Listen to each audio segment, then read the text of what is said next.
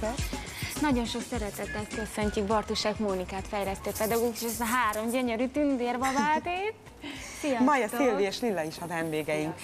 Mesélnél nekünk arról, hogy mik ezek a foglalkozások, és mit kell rólatok tudni? Igen, azt érdemes rólunk tudni, hogy nagyon sokat zenélünk, énekelünk egy ilyen foglalkozáson, több helyen vagyunk már az ország több pontján, és ezek ilyen együtt töltött idők, amikor megérkeznek az anyukák, oda kuporodunk a szőnyegre, oda bújnak a gyerekek, és mondókázunk, énekelünk, játékokat használunk, hangszereket viszünk, ritmus hangszereket, amiket megfognak a kezükbe, ott látunk néhányan. De jó! Bizony, nagyon sokféle és hány hangszer éves van. kortól kezdődően lehet? 9 hónapos kortól hozzátok? várjuk a babákat, képzeld el, egészen piciket, de nagyon sok 2-3 éves is, tehát 3 éves korig igazából szeretettel várjuk a gyerekeket. Mónika, miért tartod mindezt fontosnak ilyen korai, apró cseprőkorban elkezdeni már? Én a zenét varázserőnek tartom. Így azt van. gondolom, hogy igen, az olyan, hogy te jössz itt, igen. Egyetértünk. Azt gondolom, hogy a zene az egy csoda, tényleg egy varázs.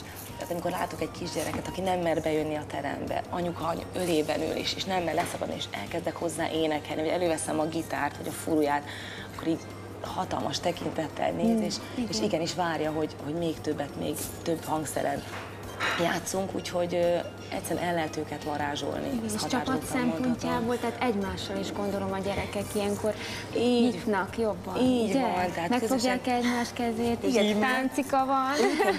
Ők egyébként akkor találkoztak először, tehát az elején foglalkozásokon találkoztak először, és nagyon jó barátságban. Barátság szövődött közöttük. Úgyhogy, az emberi kapcsolatoknak is jót tesz a muzsika ezek szerint, és a gyerekek meg aztán főleg. És nagyon fontos a szülő-gyermek kapcsolatban is, mert hogyha túl erős a kötődés, abban is segíthet valamelyest? Én azt gondolom minden szempontból, a gyakoribb az, hogy kevés hely és idő van arra, meg lehetőség, hogy oda kucorogjanak a gyerekek anyukájukhoz, tényleg szaladunk mindenfelé, és amikor így együtt vagyunk, és az előveszünk az ujjainkat, nem is kellenek eszközök, csak az ujjainkkal játszunk, a kezünkkel, az arcunkkal, lovagoltató mondókákat, énekeket mondunk, vonatozókat, hintáztató, húzogató, annyira elvarázsolják a gyerekeket, hogy szinte abba se akarják hagyni, és sokat szeretnek ezzel játszani. És gondolom, vannak visszajáró családok, ugye? Igen. Hogy most már ilyen kis közösségek. Így van.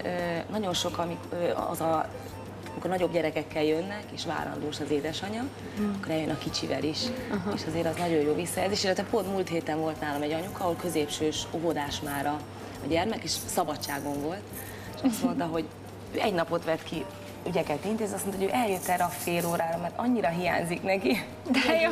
Együtt muzsikálnak, pedig ő már nagy volt. Ez a siker. És nyilván a későbbi zenei fejlesztésben is rendkívül jó alapokat szolgáltathat. Persze, már igen. ez a korai időszak is. Maja, Szilvi, Lilla, segítenétek nekünk bemutatni egy ilyen foglalkozást? Például az első játékos feladat mi volt? Mit szoktunk csinálni, amikor Mik ezek a köszönünk? babák? Tornázunk nagyokat, igaz? Nagyokat tornázunk, János bácsit énekeljük, Lucy fülét hegyezzük.